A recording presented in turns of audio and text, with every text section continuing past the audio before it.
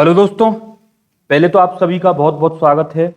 आप चैनल को सब्सक्राइब कर लें, लाइक कर दें एंड शेयर कर दें और बेल आइकन दबा लें जिससे आपको नोटिफिकेशन मिलता रहे। तो दोस्तों, आज का जो हमारा टॉपिक होगा वो भारत के जो प्रमुख बंदरगाह हैं उनको लेकर होगा। तो शुरुआत करते हैं। उससे संबंधित जो भी प्रश्न एग्जाम में पूछे जाते हैं वो सब आज मैंने इसमें डाले हुए हैं। तो शुरुआत करते हैं दोस्तों। सबसे पहला जो क्वेश्चन है आपके सामने स्क्रीन पर, आधुनिक काल में ब्रिटिश इंडिया स्टीम नेविगेशन की शुरुआत कब हुई? ये प्रश्न आपसे पूछ लिया जाएगा एग्जाम में। तो ये आपको दोस्तों याद रखना है कि आधुनिक काल में ब्रिटिश इंडिया स्टीम नेविगेशन की शुरुआत कब हुई? 1854 में। दूसरा प्रश्न है आपका, वर्तमान में देश में समुद्री तट की कुल लंबाई कितनी है? तो वो कितनी है? 7516 किलोमीटर। कितनी है दोस्तों? 7516 किलोमीटर, जो कि कुल 9 राज्यों में फैली हुई है। कितनी? 9 राज्यों में। ओके फ्रेंड, 9 राज्य कौन कौन से होंगे? गुजरात होगा, महाराष्ट्र होगा, गोवा होगा, कर्नाटक, केरल। उसके बाद तमिलनाडु है। तमिलनाडु के ऊपर अगर आप जाओगे तो उसके बाद आंध्र प्रदेश, उड़ीसा और पश्चिम बंगाल।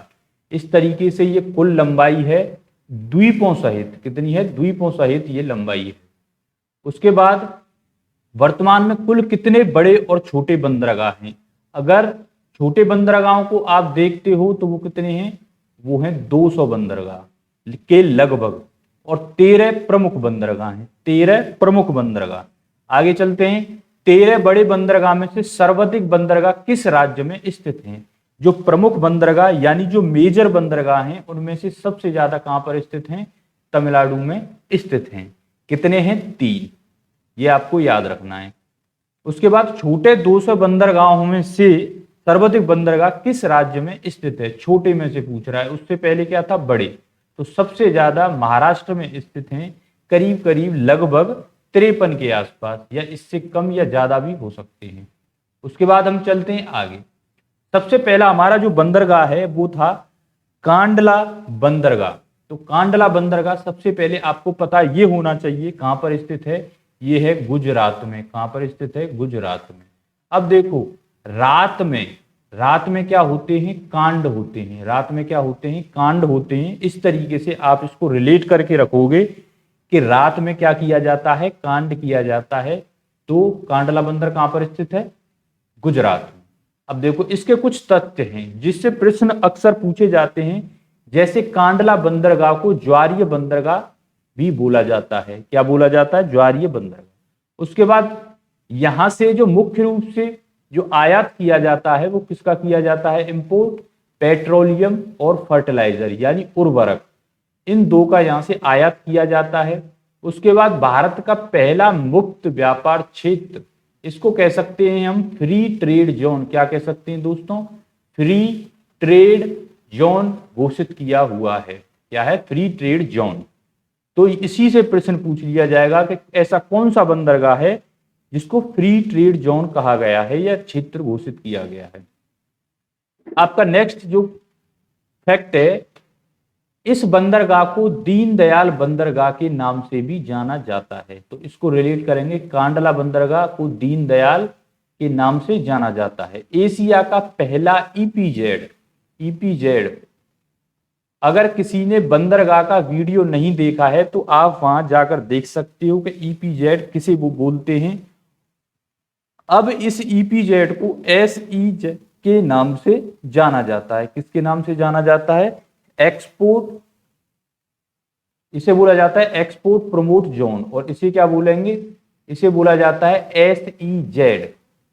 ठीक है दोस्तों, मतलब पहले इसे एशिया का पहला ईपीजेड बोला जाता था, लेकिन अब इसका नाम चेंज करके क्या कर दिया गया है? एसईजेड। ओके। उसके बाद उत्तर भारत में आपूर्ति करने वाला सबसे बड़ा बंदरगाह यही है। उत्तर भारत में जो भी सामान इंपोर्ट एक्सपोर्ट किया जाता है वो कहां से किया जाता है? कांडला बंदरगाह से। अब नेक्स्ट जो बंदरगाह है वो है मुंबई बंदरगाह। कहां पड़ता है ये? महाराष्ट्र में। मुंबई आपको पता है राजधानी है, तो मुंबई बंदरगाह कहां पड़ेगा आपका? महाराष्ट्र में। इसको याद करने की भी जरूरत नहीं है। भारत का सबसे बड़ा प्राकृतिक बंदरगाह है। देश का सर्वाधिक व्यापार यहीं से किया जाता है। कहां से? मुंबई बंदरगाह से। भारत का इसे प्रवेश द्वार, मोस्ट इंपोर्टेंट क्वेश्चन यहीं से बनता है कि इसे फ्रंट, बे फ्रंट के नाम से भी जानते हैं। किसके नाम से? इस बंदरगाह को बे फ्रंट के नाम से भी जानते हैं, यानी प्रवेश द्वार के नाम से जानते हैं। निम्न में से, मतलब जितने भी बंदरगाह हैं उनमें से सबसे ज्यादा जो प्रदूषित बंदरगाह है वो यही है, मुंबई बंदरगाह। कौन सा है? मुंबई बंदरगाह। नेक्स्ट आपका जो बंदरगाह है वो भी मुंबई में स्थित है, यानी महाराष्ट्र में स्थित है। कहां पर? महाराष्ट्र में। नवा सेवा बंदरगाह। नवा का मतलब ये है नई सेवा। नवा का मतलब क्या है? नई सेवा। जो मुंबई बंदरगाह है उसके दबाव को कम करने के लिए क्या बनाया गया? एक नवा सेवा बंदरगाह का निर्माण किया गया। कहां पर? महाराष्ट्र में। और इस बंदरगाह को जवाहरलाल नेहरू के नाम से भी जाना जाता है। यह एक कृत्रिम बंदरगाह है। दो तरीका के बंदरगाह होते हैं, एक होता है प्राकृतिक और दूसरा होता है कृत्रिम बंदरगाह। भारत का सबसे बड़ा कंटेनर बंदरगाह, मोस्ट इंपोर्टेंट क्वेश्चन, ये क्या है? यहीं से प्रश्न पूछा जाएगा। भारत का कंटेनर बंदरगाह किसे कहा जाता है? तो वो कौन सा है? नवा सेवा बंदरगाह। अगला जो बंदरगाह है वो है मर्मागांव बंदरगाह, और ये कहां पर स्थित है? इसके नाम के पीछे ही लगा हुआ है गोवा। तो ये कहां पर है? गोवा में। इसके कुछ तथ्य हैं, जैसे ज्वारीय नदी, जब ज्वारीय नदी का जो मुहाना है उसके मुख पर स्थित है ये बंदरगाह। प्रमुख रूप से इसे लो, यहां से किसका निर्यात किया जाता है? लो अयस्क, यानी आयरन ओर का यहां से क्या किया जाता है? निर्यात किया जाता है। निर्यात यानी एक्सपोर्ट किया जाता है यहां से। उसके बाद केंद्रीय जहाजरानी मंत्रालय के 2 प्रतिष्ठित पुरस्कार इसने जीते हैं। जो संचालन करता है इन बंदरगाहों का वो क्या होता है? केंद्रीय जहाजरानी मंत्रालय। जो इन बंदरगाहों का जो संचालन करेगा वो कौन करता है? केंद्रीय जहाजरानी मंत्रालय। और उन्होंने, उस मंत्रालय ने प्रतिष्ठित जो पुरस्कार हैं वो किसको दिए हैं? मर्मागांव बंदरगाह को। यहाँ पे थोड़ी मिसप्रिंट है, प्रतिष्ठित, इसको देख लेना। उसके बाद आगे चलते हैं। जो नेक्स्ट हमारा बंदरगाह है वो कौन सा है? न्यू मंगलौर बंदरगाह। ये कहां पर स्थित है? मंगलौर कहां पर पड़ता है? कर्नाटक में। कहां पर है? कर्नाटक। तो जो कर्नाटक राज्य है इसमें ये स्थित है न्यू मंगलौर बंदरगाह। और देश का करीब करीब 27 से 30% जो लो अयस्क है, यानी आयरन जो है वो कहां से निर्यात किया जाता है? वो इसी बंदरगाह से किया जाता है। उसके पास में ही कर्नाटक में 2 खाने हैं जिनका नाम है कुद्रेमुख और एक है बाबा बूदन की खान। यहां से आयरन ओर को निकाला जाता है। निकालने के बाद इस बंदरगाह पर इसे पहुंचाया जाता है, जिसके लिए इस आयरन ओर को क्या किया जा सके? निर्यात किया जा सके। इस बंदरगाह को बंदरगाहों वाला नगर भी कहा जाता है। क्या? बंदरगाहों वाला नगर की संज्ञा किसे दी गई है? न्यू मंगलौर बंदरगाह को। जितनी भी ये संज्ञा दी गई है, प्रवेश द्वार, बंदरगाहों वाला नगर, कंटेनर बंदरगाह, ये प्रश्न यहीं से पूछे जाते हैं अगर बंदरगाह से प्रश्न पूछा जाएगा। उसके बाद कोचीन बंदरगाह कहां पर स्थित है? केरल में स्थित है। कहां पर? केरल में। इसके पास वेम्बनाड झील स्थित है। जो वेम्बनाड झील कहां पर? वेम्बनाड झील में ही एक आपका द्वीप स्थित है जिसका नाम है वेलिंगटन। वहीं उसके पास में ही कोचीन बंदरगाह स्थित है। इसे एर्नाकुलम के नाम से भी जाना जाता था, यानी एर्नाकुलम, प्राचीन समय पे इसको एर्नाकुलम के नाम से जाना जाता है। ये इंपॉर्टेंट बात है। मसालों का जो व्यापार है देश के अंदर वो यहीं से किया जाता था, इसलिए इसको क्या बोला जाता है? अरब सागर की रानी के नाम से इसे जाना जाता है। यह भी एक संज्ञा है, तो इसको आप याद रखेंगे इस तरीके से। आगे जो बंदरगाह है दोस्तों वो है तूतीकोरिन बंदरगाह, जो स्थित है आपका कहां पर? तमिलनाडु में। कहां पर स्थित है? तमिलनाडु में। प्रश्न अगर पूछा जाता है यूपीएससी वगैरह या इस तरीके के जो एग्जाम होते हैं उनमें इस तरीके से प्रश्न पूछा जाएगा कि तूतीकोरिन, उसके बाद एक दे दिया जाएगा चेन्नई बंदरगाह, उसके बाद एक दिया जाएगा मुंबई बंदरगाह, और एक दे दिया जाएगा आपको कोई भी बंदरगाह, जैसे नवा सेवा बंदरगाह। नवा सेवा बंदरगाह। और इनको सुमेलित करने के लिए आपको राज्य दिए जाएंगे। इस तरीके से प्रश्न पूछे जाते हैं यूपीएससी में। अब चेन्नई बंदरगाह के कुछ तथ्य हैं। चेन्नई बंदरगाह कहाँ पर स्थित है? तमिलनाडु में स्थित है। ये चेन्नई कहाँ पर है? तमिलनाडु में। देश का सबसे पुराना कृत्रिम बंदरगाह है ये, देश का सबसे पुराना कृत्रिम बंदरगाह, ये आपको याद रखना है। इसे खुला सागरीय बंदरगाह भी कहा जाता है। क्या कहा जाता है? खुला सागरीय बंदरगाह के नाम से इसे जाना जाता है। उसके बाद आगे देखते हैं, एक बंदरगाह और है, ये प्रमुख बंदरगाहों में सम्मिलित नहीं है, लेकिन कुछ फैक्ट हैं जो प्रमुख बंदरगाहों में ये शामिल नहीं है, ये आपको याद रखना है। एन्नोर बंदरगाह तमिलनाडु में ही स्थित है। तो एन्नोर बंदरगाह जो है, जो चेन्नई बंदरगाह है, उसके दबाव को कम करने के लिए एक बंदरगाह बनाया गया जिसका नाम था एन्नोर बंदरगाह। और ये देश का पहला कंप्यूटराइज्ड बंदरगाह था। क्या था? देश का पहला कंप्यूटराइज्ड बंदरगाह अगर पूछा जाए तो वो कौन सा है? एन्नोर बंदरगाह। उसके बाद विशाखापट्टनम कहां पर स्थित है? आंध्र प्रदेश में। कहां पर स्थित है? आंध्र प्रदेश में। तो विशाखापट्टनम आंध्र प्रदेश में स्थित है। इसको कामराजन जो आंध्र प्रदेश के मुख्यमंत्री यानी सीएम भी रहे हैं और 2 बार सांसद रहे हैं, उन्हीं के नाम पर इस बंदरगाह का नाम रखा गया।